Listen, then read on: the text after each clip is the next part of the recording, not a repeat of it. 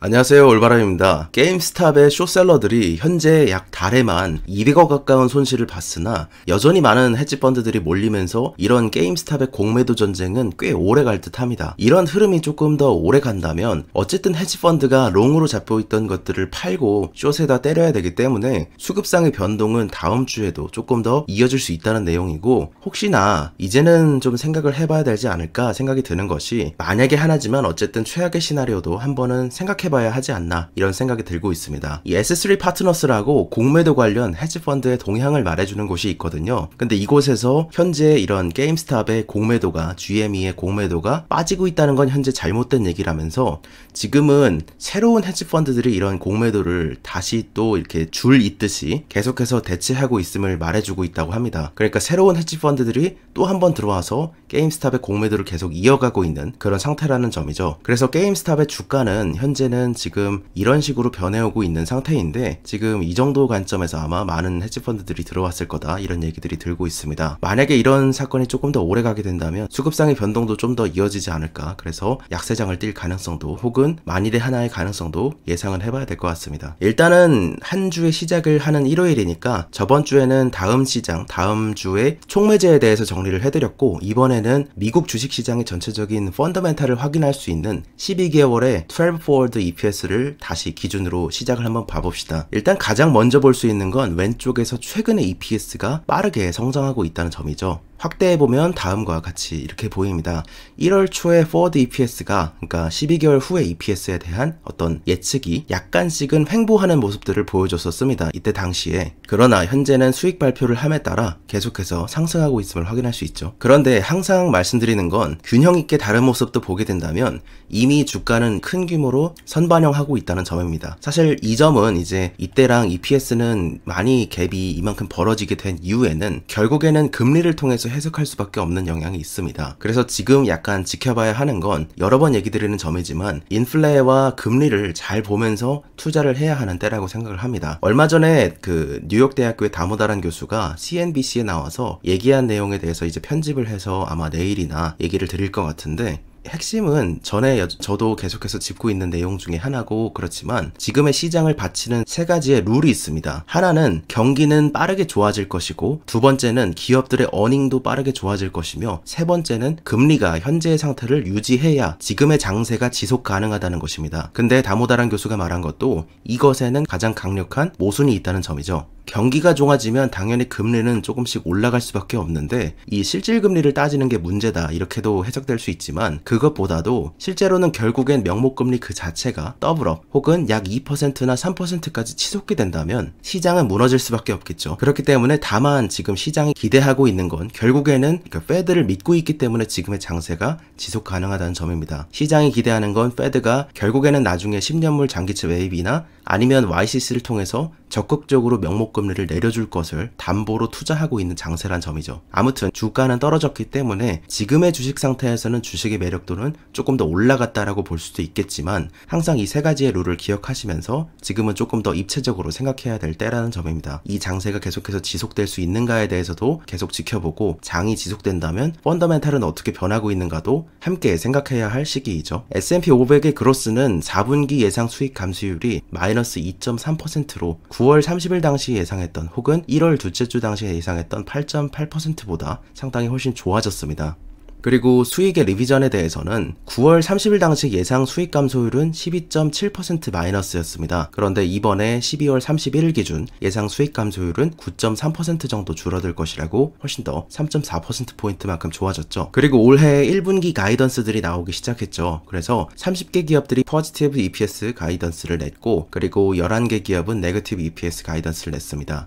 그리고 밸류에이션 측면에서 본다면 S&P 500의 향후 12개월 21.8배로 2주 전이 22.6배에 비해서 본다면 낮아졌습니다. 그러나 여전히 3년 평균인 17.6배나 10년 평균인 15.8배보다는 높은 상태이죠.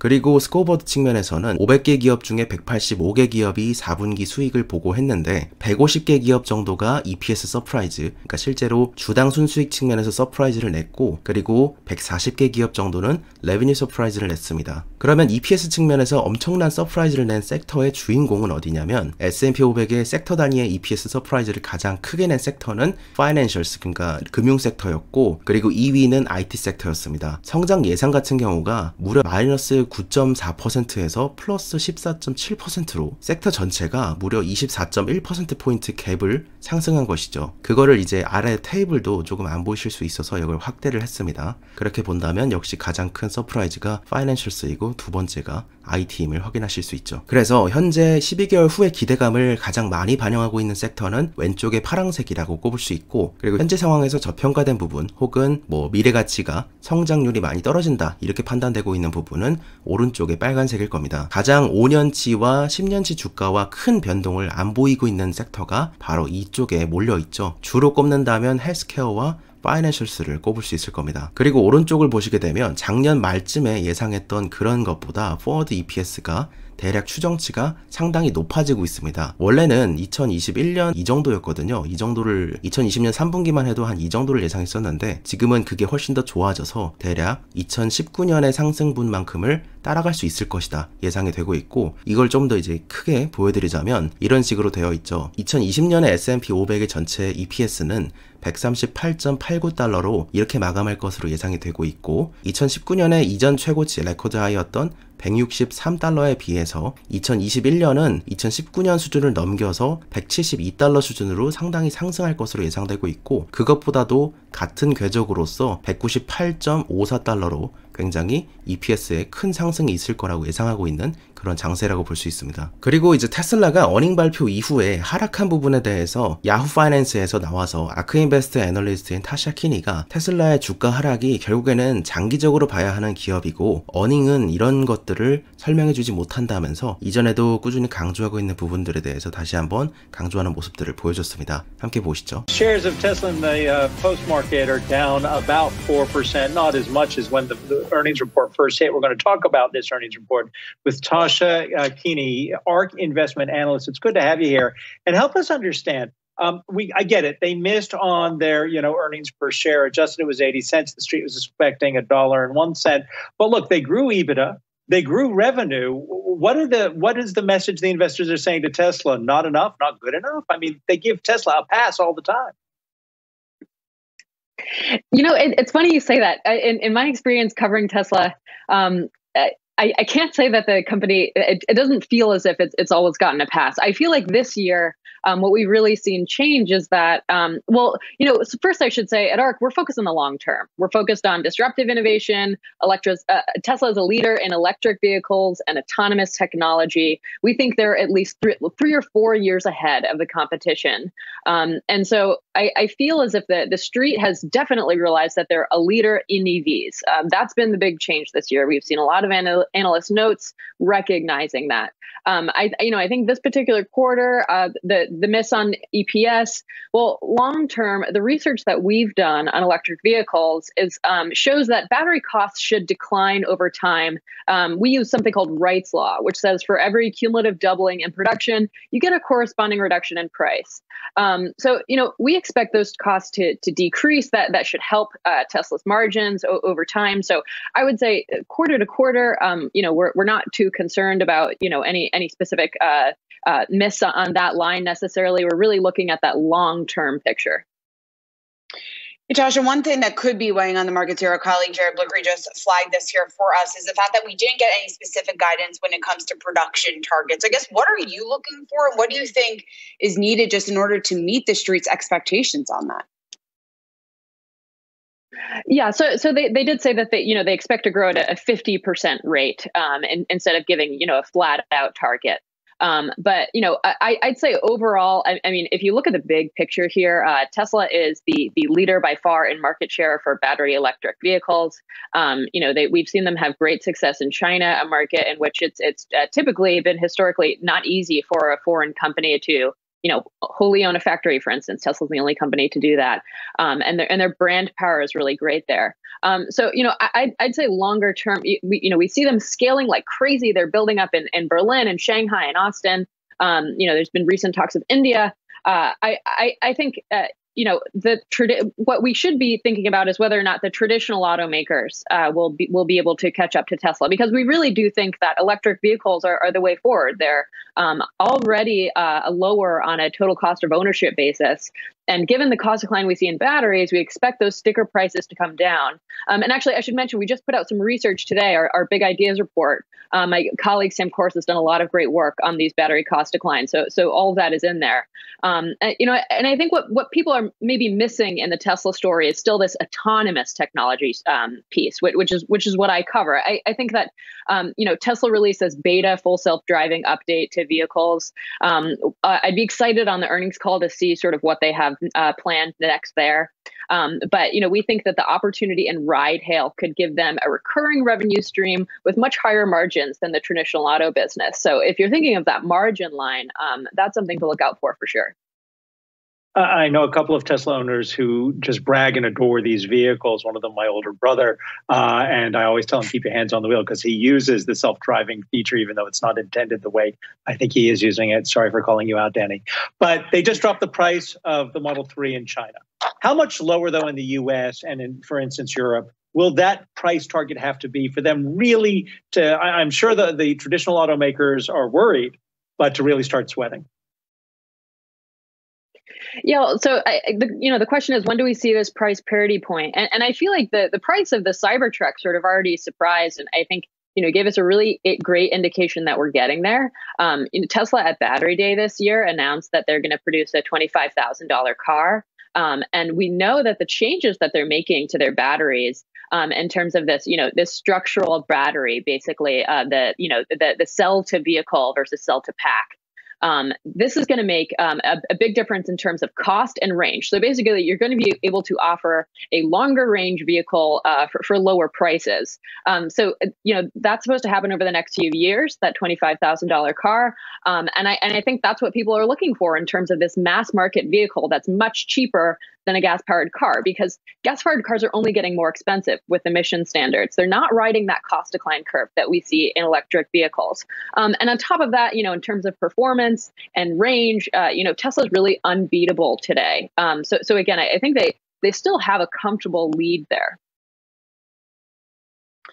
Hey, Tasha, we only have about a minute left here, but my question to you, when it comes to Tesla's stock price, I guess, how much do you think fundamentals matter versus whether or not it's all about growth and some of these lofty goals that we're getting from Elon Musk? So I would say with disruptive innovation, you have to look at that long-term picture. So I think, and that does affect the fundamentals, again, because those cost declines should enable better margins in the long term.